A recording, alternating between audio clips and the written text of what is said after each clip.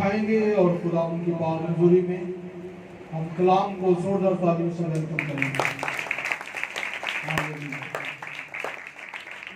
आज का दिन जो है वो बहुत ही खास दिन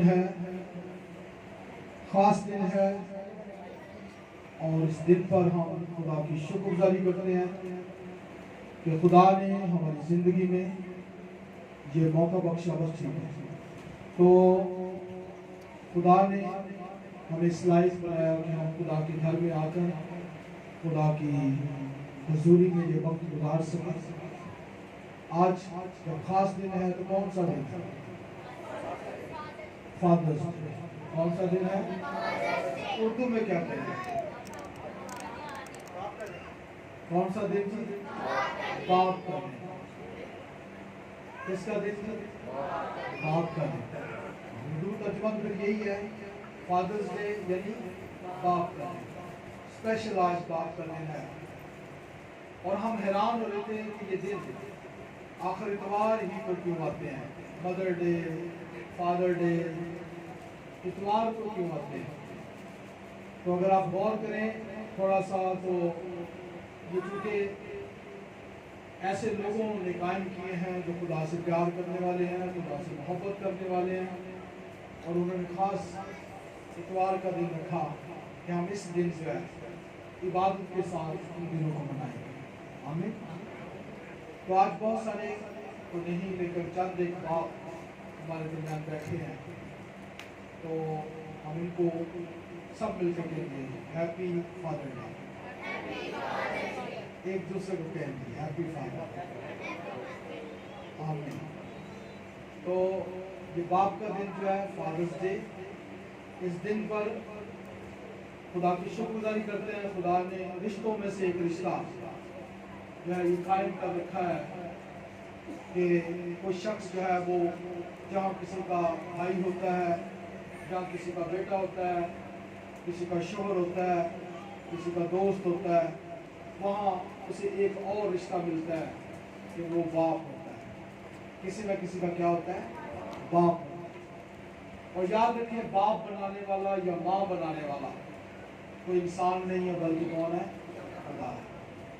सिर्फ खुदा है, क्योंकि बाइबल में लिखा है, देखो औलाद किसकी तरफ से? किसकी तरफ से? खुदावन की तरफ से। सिर्फ और सिर्फ वो सोर्स है, वो वसीला है।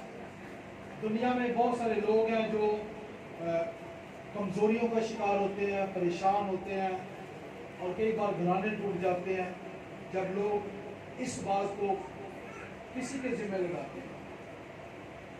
फर्ज करें किसी की औलाद नहीं हो रही, तो आज तक देखा नहीं गया कोई औरत छोड़कर, बहुत कम हुआ भी होगा तो बहुत कम, कि औलाद ना हो तो औरत छोड़कर चली जाए कि ऐसे बंदे तो औलाद नहीं हो रही। लेकिन औरतों के बारे में अक्सर हम ये सलूक करते हैं कि जब औलाद नहीं होती तो 2 साल, 4 साल, 10 साल, फिर बीच में रिश्तेदार बोलते हैं एंड करो जी छो, कोई ऐसी लाओ जिससे क्या पैदा हो जाए औलाद। ये क्या गारंटी है कि आने वाली से औलाद पैदा हो? फिर जब दूसरी से भी नहीं होती, फिर वो तीसरी की बात करते हैं, और जो घर में दूसरी ला सकता है वो तीसरी भी ला सकता है, तो जो तीसरी ला सकते हैं वो चौथी को भी ला सकते हैं, वो 5वीं को भी ला सकते हैं, 10वीं को भी ला सकते हैं। तो ऐसों को समझना चाहिए कि औलाद सिर्फ और सिर्फ खुदा ने अपने होल्ड में, उसके इख्तियार में, सिर्फ खुदा औलाद देता है। और जब औलाद हो जाती है, चाहे बेटा हो चाहे बेटी हो, जब औलाद हो जाती है तो फिर वो जिससे जन्म लेते हैं, जन्म देने वाली माँ बन जाती है, और जन्म देने वाला क्या बन जाता है? बाप। बाप के मुख्तलिफ रूप हैं जो हमें दुनिया में नजर आते हैं, मुख्तलिफ रूप। एक वो है कि जिससे हम पैदा होते हैं, वो बाप है, और जिनकी औलाद नहीं होती वो फिर किसी यतीम खाने से, किसी ऐसे सेंटर से जहाँ बच्चे होते हैं, वहाँ से बच्चा अडॉप्ट करते हैं, तो वो फिर क्या बन जाते हैं? ले पालक बाप। कैसे बाप? जैसे ले पालक बेटा बेटी होते हैं ना, ऐसे वो ले पालक बाप होते हैं। तो बाप भी आ जाता है, लेकिन उसके साथ समझा ये जाता है कि भाई ये मेरा सगा बाप नहीं है, इसने मुझे अडॉप्ट किया, इसने मुझे लिया है। लेकिन बाप तो बाप है, चाहे किसी भी हालत में। फिर हम एक और रूप देखते हैं बाप का, आसमानी बाप। हालेलुया। आसमानी बाप, जैसे हमारा जमीनी बाप होता है, ऐसे हमारा क्या है जी, आसमानी बाप है। और आसमानी बाप की पहचान यीशु ने करवाई है। किसने करवाई है? अगरचे वो खुद पहले भी लोगों पर जाहिर होता रहा, लोगों को बताता रहा मैं तुम्हारा बाप हूं। इस्राएल को उसने कहा अगर मैं तुम्हारा बाप हूं तो मेरी इज्जत कहां है? बताता रहा। इसका मतलब है इस्राएल भूलते रहे कि खुदा बाप, वो उसको खुदा कहते होंगे और किसी नाम से पुकारते रहे होंगे, लेकिन खुदा ने खुद कहा इस किताब के अंदर, बाइबल में उसने खुद कहा कि मैं तुम्हारा क्या हूं, बाप। मेरी इज्जत कहां है?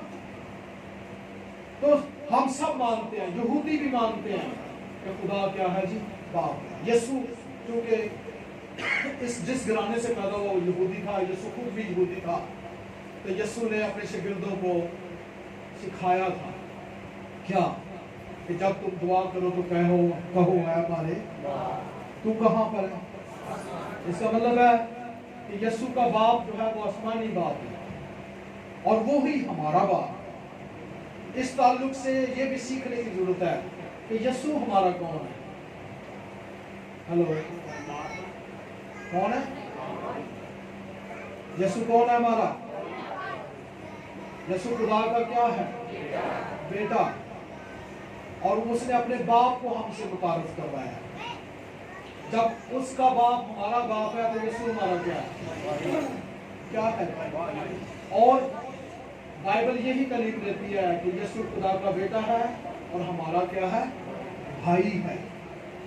जो लोग यीशु को बाप कहते हैं, सादा सी बात है, अगर यीशु को बाप कहेंगे तो जिसको वो बाप कहता था फिर उसको क्या कहेंगे? बाप का बाप क्या होता है? फिर ये कहा करें ना कि खुदावन ने सिखाया कि जब भी तुम दुआ करो तो ऐ हमारे दादाजी। हाँ जी, क्या सिखाया उसने? कहो ऐ हमारे बाप। और यीशु के लिए ये मुश्किल नहीं था, तो ये भी कह सकता है जब तुम दुआ करो तो क्या ना यीशु बाप। नहीं, ये सिखाया ही नहीं। हमने पता नहीं कहां से सीख लिया और हम समझते हैं अगर यीशु को बाप नहीं कहेंगे तो यीशु की इज्जत कम हो जाएगी। लेकिन मैं ये कहता हूँ बाइबल में एक मौका पर भी यीशु ने ये नहीं कहा मैं तुम्हारा बाप हूं। उसने कहा मेरा बाप कहां है जी? आसमान पर है, उसने मुझे भेजा है। और कलाम में लिखा है खुदा ने दुनिया से ऐसी मोहब्बत रखी है कि उसने अपना इकलौता बेटा बख्श दिया ताकि जो कोई उस पर ईमान लाए हलाक ना बल्कि हमेशा की। तो वो बाप जो आसमानी बाप है वो मोहब्बत करने वाला है, वो आसमानी बाप खालिक है। वो आसमानी बाप कहता है कि जैसे मुर्गी अपने बच्चों को अपने परों तले छुपाती है, मैं भी तुम्हें अपने परों तले छुपा। फिर वो कहता है माँ भूल जाए तो भूल जाए, मैं नहीं भूलूंगा। वो बाप भी है और क्या है जी, माँ भी है। लेकिन हम खुदा को माँ कहकर दुआ नहीं करते। आजकल बड़ी मिशनें हैं, एक मिशन ये भी आ गया है कि खुदा को माँ कहकर दुआ करना, लेकिन यीशु ने सिखाए हम किसके पैरोकार हैं? किसके जी? तो जो यीशु कहता है वो मानना है।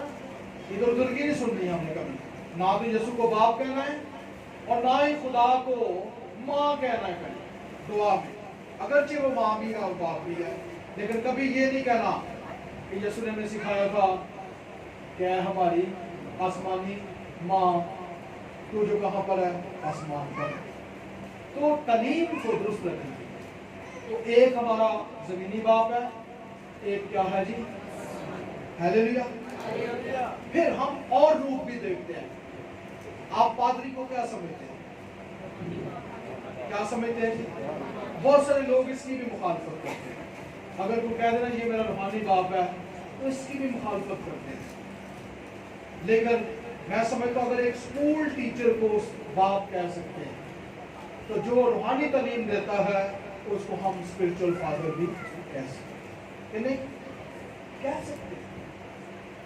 और जैसे हम अपने जमीनी बाप की सुनते हैं, जैसे आसमानी बाप की सुनते हैं, ऐसे ही स्पिरिचुअल फादर की भी क्या करनी चाहिए, सुननी चाहिए।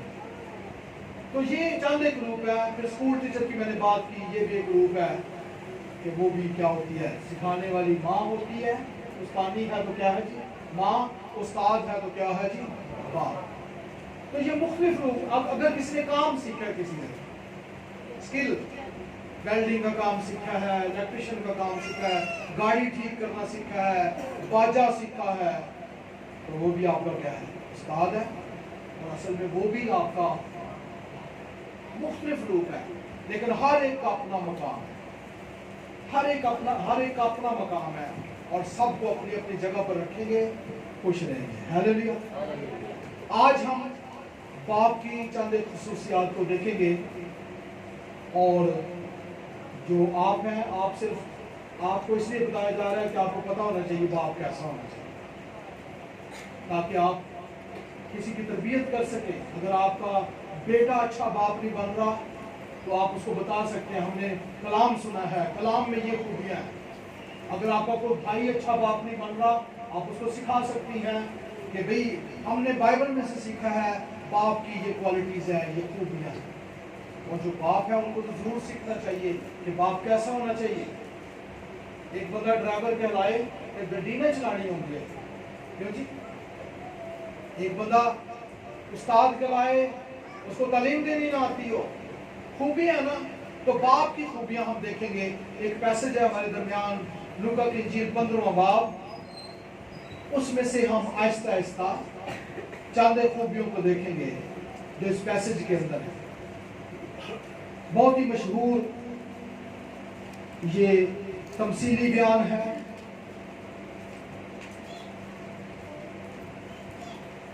ग्यारहवीं आयत पढ़े कोई।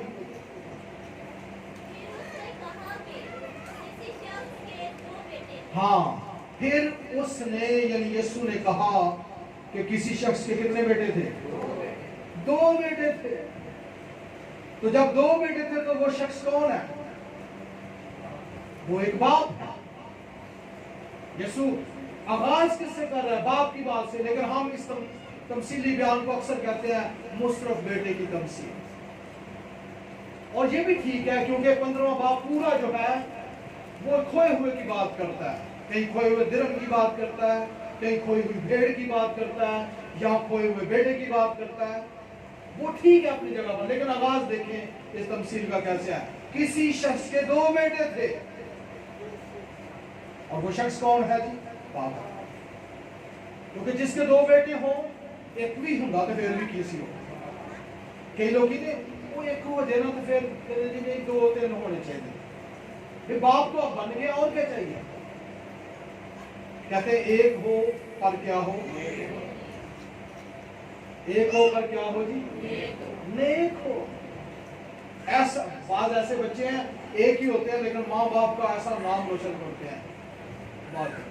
लेकिन बातों के 12-12 होते हैं, तो लोग कानों में उंगलियां देते हैं, लोग कानों को हाथ लगाते हैं। तौबा कर देने के 12 के 12 क्यों जागे, कहां से आए? बाजू का दूसरे में कहते हैं किसका तू, कहां से आया तू? इसके दो बेटे हैं। और अगली आयत में क्या लिखा है? पढ़े कोई।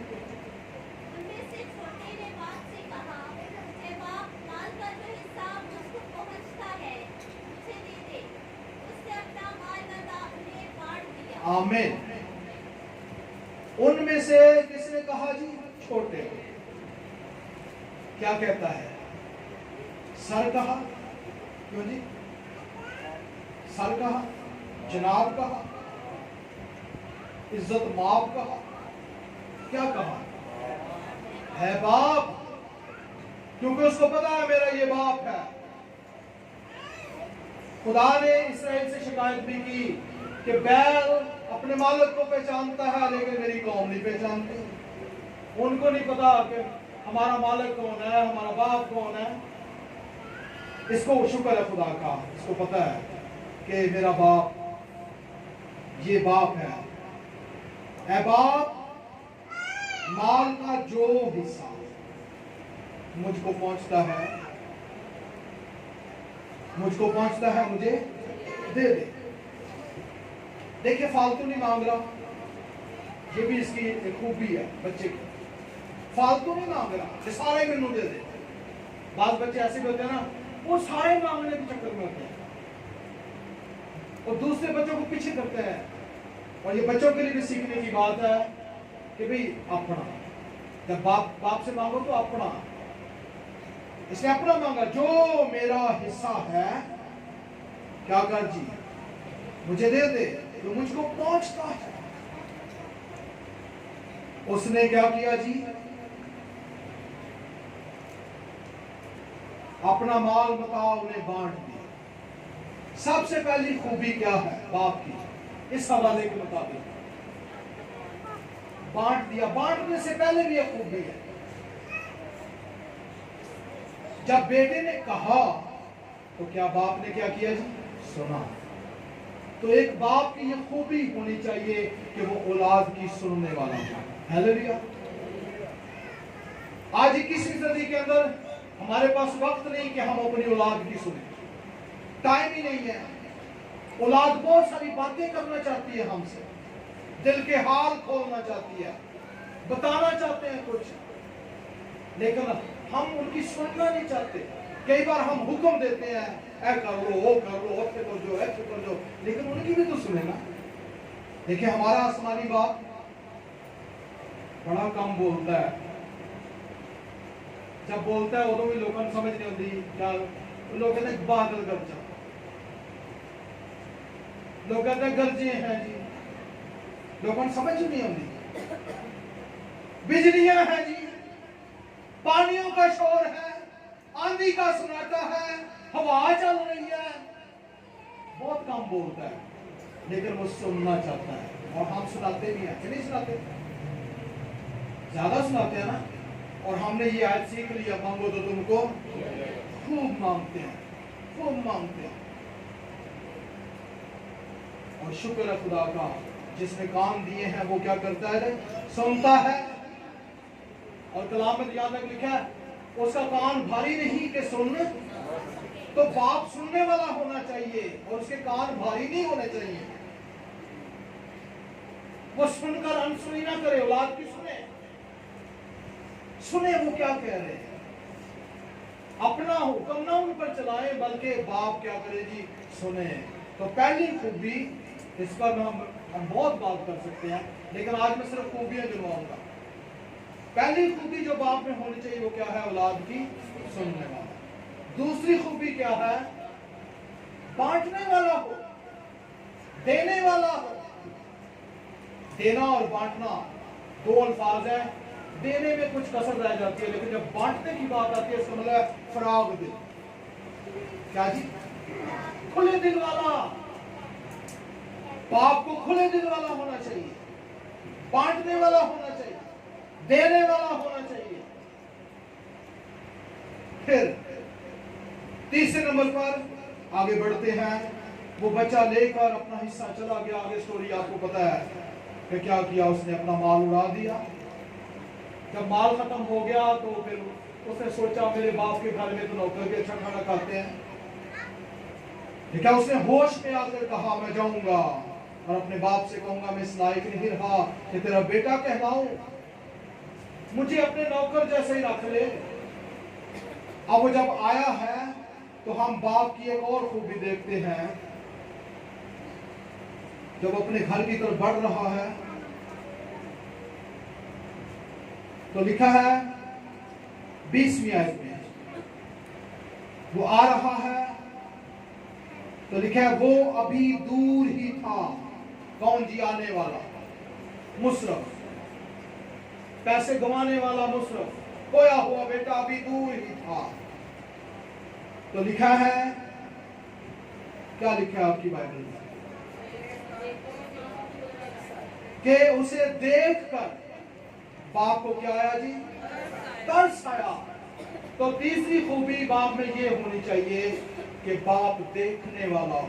क्या करने वाला जी, अन्ना ना होए, बोला ना होए।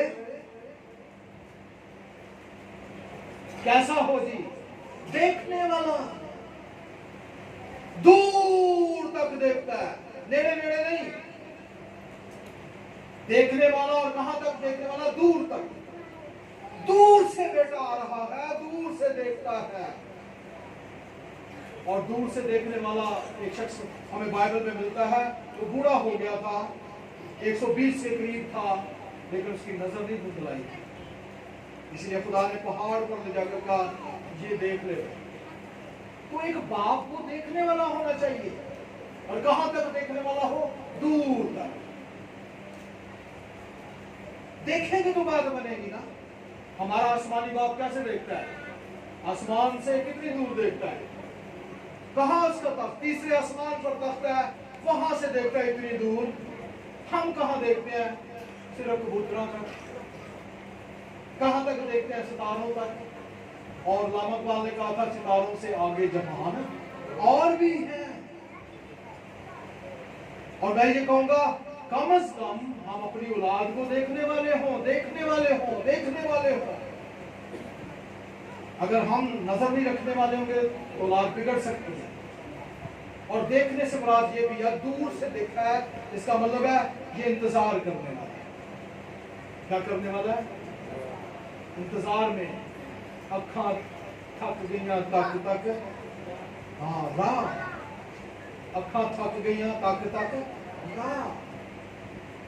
राह देखें, औलाद की राह देखें, किधर से आ रहे हैं। वो शेर तो जो है वो किसी ने और के लिए कहा, लेकिन मैं इसको इधर लेके जाता हूं कि हमें एक बाप होते हुए क्या करना है? अपनी औलाद को देखना है। भटक भी जाए, मुंतजिर हो, इंतजार करें। और फिर देखा, तरस खाने वाला बाप को क्या आया है जी? तरस। तो चौथी खूबी क्या है उसमें जी? तरस खाता है। कई लोग ने, उन्होंने अपने बच्चे ने तरस ही नहीं होता। आपको मैं बताऊं, जो तरस नहीं खाते वो किसकी सूरत है? कहा यह जाता है कि जो सांप की मादा है वो बहुत बच्चे देती है, बहुत बच्चे देता है, लेकिन क्या होता है? वो अपने बच्चे। ऐसे ही मछलियां भी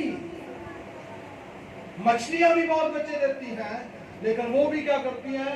अपने बच्चे खा लेती हैं। और मैं ये कहूंगा, हमें थोड़ा सा ऊपर आना। कई माएँ हैं अपने बच्चों को खा जाते हैं, कई बाप है अपने बच्चों को खा जाते हैं। एक वक्त आया कि एक इलाका में काल पड़ा, सलातीन की किताब में काल पड़ा, लोगों ने बच्चे खाने शुरू कर दिए। औलाद पर तरस खाएं। और मैं ये जहां आपका ध्यान चाहूंगा, अगर हमारे आबाओ अजदाद ने कुछ किया होता तो आज हमारी जिंदगियां थोड़ी सी आसान होती। इसका मतलब है उनके ज़हन में था तो सही, लेकिन उस हद तक उन्होंने तरस नहीं खाया आने वाली नस्लों का। लेकिन कुछ ने फैसले किए, और मैं समझता हूं ये भी एक हमारे आबाओ अजदाद का तरस है कि उन्होंने यीशु को कबूल कर लिया। हालेलुया। अच्छा रास्ता चुन लिया ताकि हमारे लिए सीधा रास्ता मुहैया हो जाए।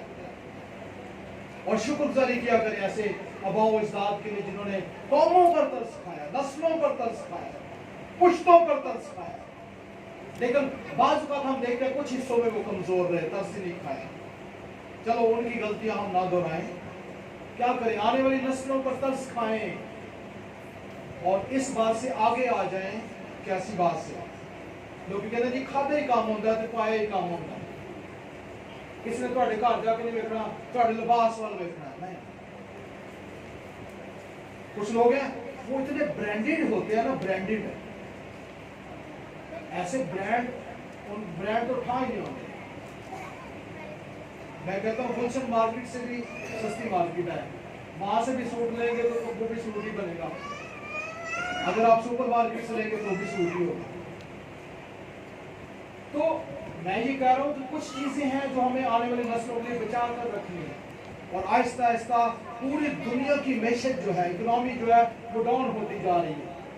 तो हमें क्या करना होगा? कुछ थोड़ा थोड़ा आपके ईमान की आंखों से, ये 5 रुपए मेरे पोते की, हालेलुया। ये जो गल्ला है ना, ये मैंने पोते के लिए रखा है। अगरचे वो ज्यादा नहीं होगा, लेकिन कुछ ना कुछ तो बीज होगा जो आपने तरस खाते हुए उनके लिए रखा है। आमीन। मैं अपने बाप के लिए शुक्रगुजारी करता हूँ कि डेथ उनकी 5 साल बाद हुई थी, 4-5 साल बाद, लेकिन उन्होंने अपने जाने से पहले जो कुछ वो कर सकते थे उन्होंने हम तीनों भाइयों को हिस्सा दिया। और मैं नाराज हुआ उनसे। मैंने कहा जी आप क्या कर रहे हैं, ऐसा तो लोग जब चले जाते हैं फिर होता है। उसने कहा मैं इत्मीनान के साथ इस दुनिया से जाना चाहता हूँ। और शुक्रगुजारी करते हैं तो उनके जाने के बाद हमें भाइयों में कोई झगड़े रगड़े नहीं हुए, क्योंकि वो अपनी हयात के अंदर ही सारा कुछ कर रहे हैं। इस बार में भी देखें, इसने दे दिया, उसने तो कल भी दे रहे थे, आज भी कर डाला वो। और शुरू में आप देखें, उसने जिसने मांगा था उसको दिया, और जिसने नहीं मांगा था उसको भी दे दिया। और यहाँ एक खूबसूरत बात उभरती है, खुदा क्या करता है, जेड़े दुआओं मांगते हैं ना उन्होंने भी देना, जेड़े नहीं ना मांगते उन्होंने भी देना। कैसी बात है। और यही वजह है वो सूरज नेकों पर भी चमकाता है और बदों पर भी। आप सोचते होंगे कि बदकार तो कभी दुआ नहीं करते फिर भी उनको बहुत कुछ मिलता है। तो वजह क्या है, हमारे मांगने पर उनको मिलता है, हम जब मांगते हैं उनको भी मिलता है। और पंजाबी की एक मिसाल है, झोने दे पज डीले में क्या होता है, पानी। फिर वो वखरा नहीं किया जा सकता, अलग नहीं किया जा सकता। अच्छा पौधा है, साथ बुरे पौधों को भी पानी मिल जाता है। फिर नेमते तो आ गई है, इंसाफ बाद में होगा, उस तरफ नहीं जाते। हम अपने मैसेज पर रहते हैं, मजमून पर। तो एक बाप क्या करने वाला हो जी, तरस खाने वाला। क्या खाने वाला? कितनी बातें होगी। पहला सुनने वाला औलाद की, दूसरा देने वाला, तीसरा इंतजार करने वाला, चौथा तरस खाने वाला। याद रहेंगी, याद रहेंगी बातें। इसके बाद पांचवा क्या है? पांचवा ये है, दौड़ता है। क्या करता है जी? यहूदी कल्चर के अंदर ये बात बड़ी ही ना मायूब समझी जाती थी कि कोई बाप दौड़कर किसी बच्चे को गले लगाए। हमेशा बच्चे ही बाप की तरफ आते और गले लगते हैं। अगरचे बाप का दिल चाहता कि औलाद से गले मिले, लेकिन हमेशा यही होता है कि वो कभी आगे नहीं बढ़े थे। ये दौड़ा है, हालेलुया। और मैं समझता हूं ये आसमानी बाप की अच्छी तस्वीर है। यहूदी कल्चर अपनी जगह पर, लेकिन आसमानी कल्चर है, हालेलुया। बाप ऊपर से नीचे आया है, हालेलुया।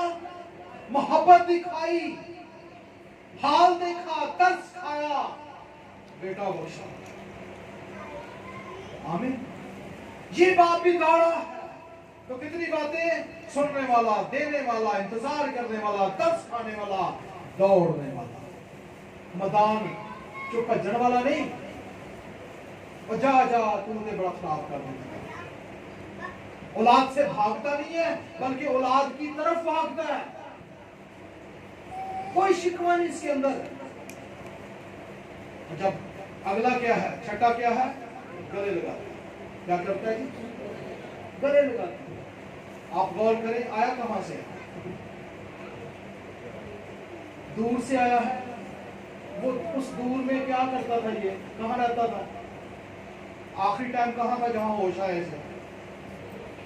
सूरों के दरमियान। बैलों की, भेड़ों की, बकरियों की स्मेल जो है वो फिर भी काबिले बर्दाश्त होती है। सुअर, जिसको नापाक जानवर लोग समझते हैं, उसकी स्मेल इसके बदन से आती हो, इसके कपड़ों से आती हो। फिर ऊपर से इसकी रूहानी हालत भी सही नहीं है। क्यों? इसलिए इसने अपना वक्त अच्छे लोगों के साथ नहीं गुजारा, कस्बियों में गुजारा, ऐश करके आया है, गुनहगार भी बना हुआ है। बाप ने गले लगाया। हमारी औलाद की हालत जैसी भी हो, हमें अपनी औलाद को कहना। हम कई बार नहीं वो तो इस लायक ही नहीं जी मेरे घर है, मेरा बेटा कहला है। उसने खुद ही कह दिया मैं इस लायक नहीं हूं कि उसका बेटा कहलाऊं। मैं जाकर कहूंगा मुझे नौकर ही रख ले, मुझे नौकर बना ले।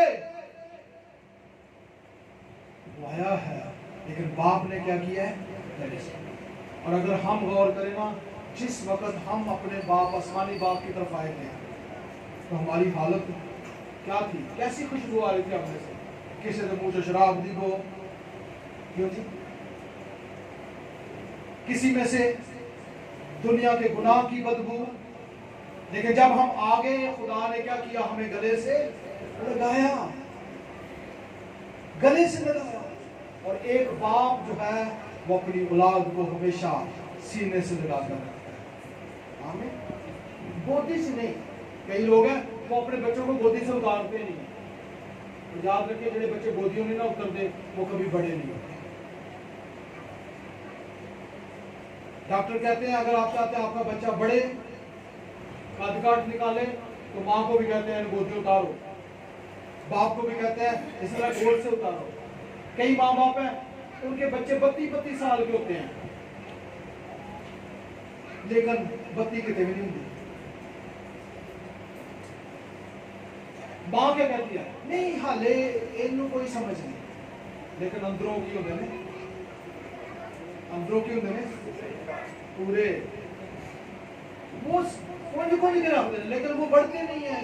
कई बच्चे ऐसे हैं वो रश में चाहे खौफजदा हो जाते हैं, किसी के सामने बात करनी हो बात नहीं उनको आती, क्योंकि माँ बाप ने उनको खुला छोड़ा नहीं है। तो मैं ये कहूँगा गोद में रखना और बात है, गले लगाना, गले लगाकर थोड़ी देर के लिए फिर क्या किया जाता है? छोड़ दिया जाता है। जब गले लगाया जाता है मुंह भी चुमा जाता है, प्यार किया जाता है, बोसे लिए जाते हैं। उसने गले लगाया, गोया एक बाप को मोहब्बत करने वाला होना चाहिए। और अगला क्या है जी? उसने ऐलान किया, नौकरों से कहा अच्छे से अच्छा लिबास उसे पहना। तो बाप की जिम्मेदारी है कि औलाद को क्या पहनाए जी? जरूरत पूरी करे। औलाद की क्या करे जी? जरूरत पूरी करे। और किसी ने कहा था कि जो अब्बा है ना, लफ्ज बाप, अब्बा, अबू जी, अब्बा लफ्ज का मतलब पता क्या है? जरूरत पूरी करने वाला। खाली पैदा करने वाला बाप नहीं है, बल्कि क्या करने वाला जी? जरूरत पूरी करने वाला। और इससे क्या हुआ? एक जगह सेमिनार हो रहा था, फोकस ये था कि अब्बा जो है, और इसलिए यीशु ने सिखाया था जब तुम दुआ करो तो कहो है हमारे बाप। और बाप, अब्बा अब्रानी में, यूनानी में ऐसे अल्फाज हैं। तो प्रीचर ने ये बात कही, जोर दिया इस बात पर कि अब्बा वो है जो जरूरत पूरी करता है, जो फीड करता है। तो सेमिनार के एंड पे क्या हुआ? एक पादरी साहब खड़े हो गए। हेलो, कई बार मैंने पहले बात की है। पादरी साहब खड़े हो गए और जोश में क्या कहने लगे? कहते हैं मुझे आज पता चला है कि मैं अपनी बीवी का अब्बा हूं। वो अपने मानों में कह रहे थे कि जरूरत पूरी करने वाला, लेकिन याद रखें अब्बा अब्बा होता है और शोहर शोहर होता है। शोहर की जिम्मेदारियां फिर किसी दिन, जिस दिन आएगा ना कपल डे, कहीं से आ जाएगा, उस दिन मैं जरा बात करूंगा शोहर पे, बीवी पे। लेकिन आज इस पे बात करता हूं। अब्बा जी वो है, हम अपने बच्चों के अब्बा जी। किसके जी? बच्चों। उसने अच्छे से अच्छा लिबास पहनाया, मतलब जरूरत पूरी कर रहा है। फिर इसके साथ साथ नंग ढांप रहा है, पर्दा कर रहा है। मोहब्बत बहुत सारे गुनाहों पर पर्दा डाल देती है। बाप बने, अच्छे बाप बने। ये नहीं कि अपनी औलाद के जो है जितनी कमियां हैं, कई बार ये भी होता है, माएँ भी सुनी, कोरोना कोई आके बैठा ना मेहमान, तो क्या होता है हम अपने बच्चों की अच्छाइयां नहीं बताते। जितनी कमियां होती है ना वो मेहमान के सामने खोल कर। मोहब्बत बहुत सारे गुनाहों पर क्या डालती है? भाई अगर आप बता रहे हैं तो वो सुनने वाला उस वक्त बड़ा हूँ करेगा, लेकिन बाद में कहेगा अपने बच्चों को कहेगा उन्होंने ना मिलो ਉਹਦੇ ਤੇ ਅੱਬੇ ਨੇ ਇਹ ਗੱਲ ਦੱਸੀ, ਉਹਦੀ ਤੇ अम्मा ने यह गल दसी है कि वो इंजदे ने। वो अपने बच्चों को कभी भी आपके बच्चों से मिलने नहीं देगा। तो हमेशा अक्लमंदी के साथ, दानिशमंदी के साथ दूसरों के सामने अपने बच्चों के बारे में बात करें, केयर करें। नंग ढांपा, अच्छे से अच्छा लिबास पहनाया। अगली खूबी क्या है जी? हाथ में कहता है अंगूठी। अंगूठी कहा जाता है यहूदी कल्चर के अंदर इख्तियार की अलामत। किसकी अलामत जी? इख्तियार की अलामत अंगूठी दी। फिर पाँव में जूती पहनाओ ताकि अगों यदि जूती भी टूट चुकी होगी, दूर से आया है, पता नहीं कितने महीने गुजार के आया है। जूती से मुराद है अब ये टेढ़ी राह पर ना जाए, सीधी राह पर जाए, इसके पास इख्तियार भी है, लिबास भी है। और जो अगली बात उसने कहा, पले हुए बछड़े को क्या करो जी? लाकर ज़िबा करो ताकि हम खाकर क्या करें? खुशी मनाएं। तो उसने खुशी मनाई। क्या मनाई जी? जब एक मुसरफ लौट आता है, जब एक गुनहगार तौबा करता है, तो आसमान पर क्या होती है? खुशी होती है। कौन मनाता है? फरिश्ते। किसके साथ मिलकर? बाप के साथ, आसमानी बाप के साथ मिलकर खुशी मनाते हैं। इसी तरह से जब कलीसिया ग्रोथ करती है तो कलीसिया खुशी मनाती है। किसके साथ मिलकर? अपने रूहानी बाप के साथ मिलकर। इसलिए यहां भी रूहानी बच्चे पैदा होने चाहिए, कलीसिया तरक्की करनी चाहिए और आसमानी कलीसिया भी तरक्की करनी चाहिए। इस बात में खुशी मनाई है। तो कितनी बातें हो गई हैं, रिपीट करते हैं। बाप सुनने वाला हो और बांटने वाला हो, देखने वाला हो, तरस खाने वाला हो, दौड़ने वाला हो, गले लगाने वाला हो, चूमने वाला हो, फिर जरूरत पूरी करने वाला हो, पर्दा डालने वाला हो, इख्तियार देने वाला हो, हाँ, तेरी राहों से बचाने वाला हो, ज्योति देने वाला हो, खुशी मनाने वाला हो। ये सारी खूबियां बाप में होनी चाहिए। अगर आप बाप बनकर खुशी मनाने वाले नहीं हैं तो फिर खुशी मनाना शुरू कर दें। अगर आप देने वाले नहीं हैं तो देना शुरू कर दें। अगर सुनने वाले नहीं हैं औलाद की तो सुनना शुरू कर दें। फिर फादर डे का मतलब होगा। आमीन। एक आखिरी बात, बल्कि आखिरी से पहले एक बात है कि जब इसका बड़ा बेटा आया तो बड़ा बेटा आकर घर के नजदीक गाने बजाने की आवाज को सुनता है और नाचने की आवाज को सुनता है। किसकी चीज? गाने बजाने और नाचने की आवाज को सुनता है। कैसा माहौल होगा? लोग नाच रहे हैं, गाया जा रहा है, नाचने कौन है? हालेलुया। जो खुश होते नाचते हैं, अंदर से आवाज आ रही है, नौकरों को कह रहा है। मैं जब ये हवाला पढ़ रहा था तो मैं अपने एक दोस्त से कह रहा जो फादर है, मैंने कहा लगता है कि ऐसे नहीं कि इन्हें खुसरे बुला रहे हो। सोचने वाली बात है ना, नाचने वाले बुला लिए हो। लेकिन इसमें हम आसमानी बाप की तस्वीर देख रहे हैं। इसने हरगिज़ खुसरे नहीं लगाए होंगे।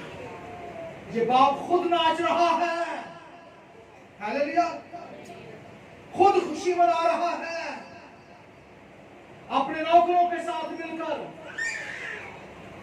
नाचने की आवाजें आ रही हैं, गाने बजाने की आवाजें आ रही हैं, खुशी मनाई जा रही है। और कलाम में लिखा है खुशी मनाओ डरते और कांपते हुए।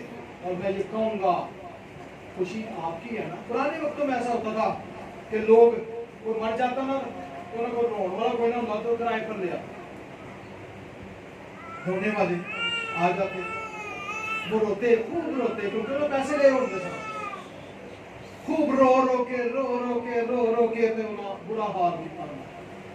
हमारे कल्चर के अंदर क्या है, जब कोई फौतगी हो जाती है तो मेहमान आते हैं, सुन के अजीज आते हैं, रिश्तेदार, तो क्या होता है, दूर ही से स्पेशली औरतें वो दुपट्टे ऐसे कर लेती हैं और रोना शुरू कर देती हैं, रोने शुरू करते हैं और साथ बैंड डालती हैं। और एक मौका पर ऐसा हुआ तो रोते रोते वो बैन भी कर रहे हैं, ये क्या हुआ, ये क्या हुआ, वो एंज नहीं सी होना चाहिए था, अगली राह भी दस गई ना, सच्चे मुड़ना जे, हालेलुया, सच्चे मुड़ना जे, और नहीं साढ़े एंज होना चाहिए था सी। रास्ते में गंद पड़ा था, कहने के ध्यान ना आयो टट्टी पे ये किया हुआ है, यानी वो क्या कर रहे हैं, ढोंग, रोना और गाना और बजाना और हंसना ढोंग नहीं है, बल्कि क्या है, और ओरिजिनल बात है, ये जज्बात है। जब बेटा गया होगा तो बाप रोया भी होगा, क्यों जी, हर रोज इंतजार करता है, इंतजार कर करके आंखें थक गई हैं, आंसू भी निकलते होंगे, बेटा आज भी नहीं आया, आज भी नहीं आया, आज भी नहीं आया। जब खुशी मनाता है तो घर के अंदर एक वाकई जश्न, तो एक बाप को खुश होना चाहिए। और जहां मैं आपका ध्यान चाहूंगा, कई बाप ऐसे होते हैं सारी उम्र उन्होंने मुंह ही बढ़िया, बाहर चंगे भले होते हैं, बाहर अच्छे भले होते हैं, ओदे घर जान के उत्ते बड़ा सड़गे, ओदे घर जान के बड़ा सड़गे, ओदे घर जान के बड़ा अपने घर बुए तो ही ओ बिना सूर वांगू मूर्खा ऐसा, और समझते हैं कि ये हालत होनी चाहिए। मैं कहूँगा घर में खुश हो, अपने बच्चों के साथ मिलकर खुशी मनाया करो, क्योंकि जो दिन गुजर जाता है अगला फिर अगले दिन आता है। लोग बाहर जाने के बड़े शौकीन है, मेरा कभी दिल नहीं चाहता, मैं तो ये सोचता हूँ जिंदगी एक बार मिली है, बच्चों में जो लोग कुर्बानियां देते हैं, बच्चों को दूर रखते हैं, मिशन की खातर, खुदा के काम की खातर, हाँ खुदा के काम के लिए मैं जाना चाहूँगा, लेकिन ऐसे सैर सपाटे कर रहे हैं, महीनों लोग घर से गायब रहते हैं, बच्चा लोग होश करते। मैं ये कहूँगा बच्चों के साथ खुशी मनाएं, आपका हर खाना ज़ियाफ़त, हालेलुया, खाने की मेज पर आप बच्चों के साथ रफ़ाकत शराकत करें, उन्होंने बेकिज़ा मुस्कुराओ, अच्छा माहौल बनाओ, खुशी मनाई जा रही है, बेटा आ गया है और उसने कहा ये मर गया था, अब क्या हो गया है, जिंदा, तो जिदा मुर्दा जिंदा हो जाए, खुशी नहीं करेगा जी, खुश हो रहा है। लेकिन बड़ा जब आया है, आकर उसने गाने बजाने की आवाज सुनी, तो उसके इस रवैये से क्या हुआ, बाप को मिलता है, लेकिन लिखा है वो अंदर जाना नहीं चाहता था, पढ़ के देख ले 28वीं आयत है, वो गुस्से हुआ और अंदर जाना, कौन, मुशर्रफ नहीं, बड़ा बेटा जिसने उस वक्त मांगा भी नहीं था, हिस्सा मिल गया, गुस्से हुआ, अंदर जाना ना चाहा, बिगड़िया है। तो क्या हुआ, बाप अंदर वाले के साथ खुशी मना रहा है, उसको जब पता चला ना कि ऐ जिंदा हो गया तो घोर मरण है, वो दूसरे के लिए बेताब है। याद रखें, बच्चे जितने भी हों सब के लिए बाप की मोहब्बत है, हालेलुया। तो वो जो है, हालेलुया, अमन थले ला दो, पकड़ो, हालेलुया, हालेलुया।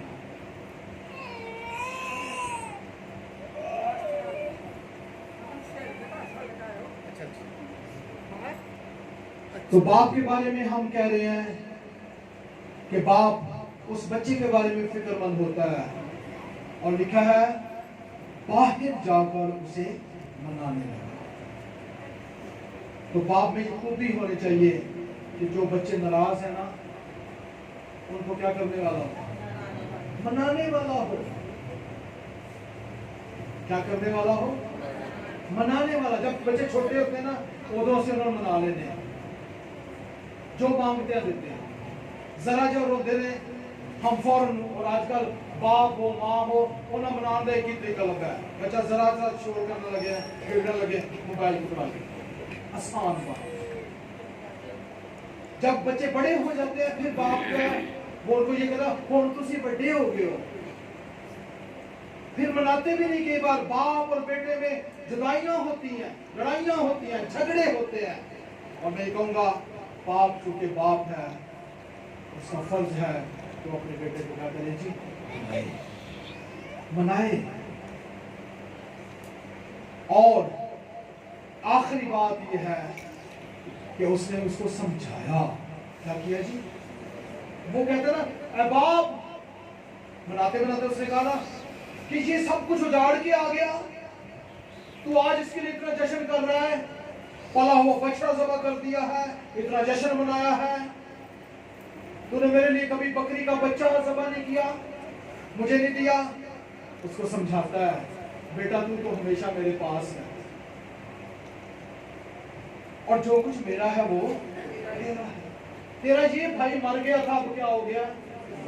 कैसे जबरदस्त तरीके से वो समझा रहा है। तो मैं ये कहूँगा अगर हम बाप हैं तो औलाद को समझाने वाले। इस पैसेज के मुताबिक आखिरी खूबी ये है कि बाप समझाने वाला, औलाद को क्या करने वाला हो? तो समझाने वाला कौन होता है? जो समझदार होता है, जिसके पास समझ होती है।